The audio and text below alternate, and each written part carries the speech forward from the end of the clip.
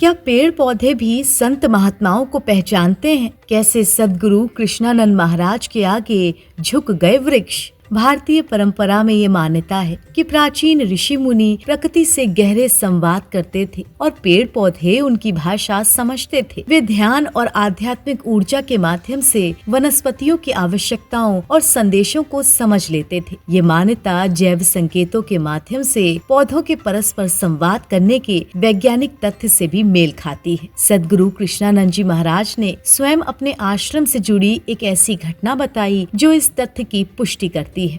तुम सुना है कि भगवान राम जिस रास्ते से जा रहे हैं वह उस रास्ते में वृक्ष जो है अपना मौसम भूल करके फल फूल से लद जाता है। सुना है कि नहीं सुना है? राम लक्ष्मण जानकी जहां बैठते हैं पेड़ जो है छाया करके झुक जाते हैं। सुना है? तो कहा कि तो कोई वैज्ञानिक प्रक्रिया नहीं है, अभी भी झुक जाएंगे। तुम लोग यहीं पर देखना जाकर छत पर, हम यहाँ बैठे हैं, सारे वृक्ष इधर झुके होंगे। ज्यादा तुम लोगों को प्रमाण चाहिए। ये हमको बताया दिल्ली में क्या ना है, पूसा के वैज्ञानिक आकर के, हम जहां बैठते हैं गुफा देखा है ना, उसके ऊपर जो छत पर चढ़कर देखा, दूर दूर तक मीलों मील तक सारे वृक्ष हमारे आश्रम की तरफ झुके हुए हैं। वो पूसा का प्लांटेशन वैज्ञानिक कहा कि महाराज जी हम लोग एनर्जी पर काम कर रहे हैं, आइए जरा हमारे साथ, आप नहीं जानते मीना। ऊपर दिखाया कि देखिए सब वृक्ष इधर झुके हैं, यह पूरब में झुकना चाहिए। उस वृक्ष के पश्चिम आश्रम है, पश्चिम में झुका है। ये दक्षिण है, दक्षिण झुका है। अक्सर वृक्ष झुकता है सन के तरफ, सूर्य के तरफ, प्रकाश के तरफ, रेज शक्ति के तरफ। नहीं जानता है, जानो। जिधर रहेगा सूर्य निकलेगा उधर झुकता है पेड़, माने शक्ति के तरफ।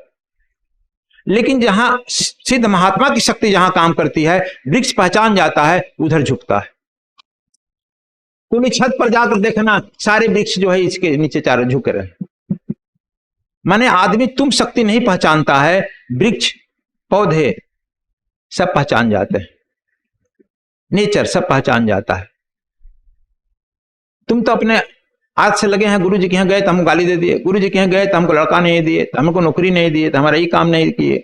अपनी अपनी वासनाओं से लदे हुए हो।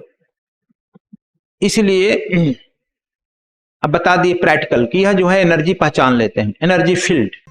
आपको बता दें कि भारतीय परंपरा में ऋषि मुनियों के वृक्षों से गहरे लगाव के अनेक दृष्टांत हैं। ब्रह्म ऋषि देवरहा बाबा प्रकृति प्रेमी थे और वे वृक्षों को अपना मित्र और शिष्य मानते थे। 1989 में बाबा के मथुरा आश्रम के पास जब तत्कालीन प्रधानमंत्री राजीव गांधी के हेलीपैड के लिए बबूल का पेड़ काटने को कहा गया, तो बाबा ने पेड़ से अपना गहरा लगाव और बातचीत का जिक्र करते हुए इसका विरोध किया। उन्होंने कहा कि ये मेरा बहुत पुराना साथी है, वो मुझसे बात करता है और यदि इसे काटा गया तो मुझे बहुत दुख हो गया। बाबा की इस इच्छा के बाद परिस्थितियां ऐसी बनी कि राजीव गांधी का वो दौरा टल गया और पेड़ काटने का फैसला ठंडे बस्ते में पहुंच गया।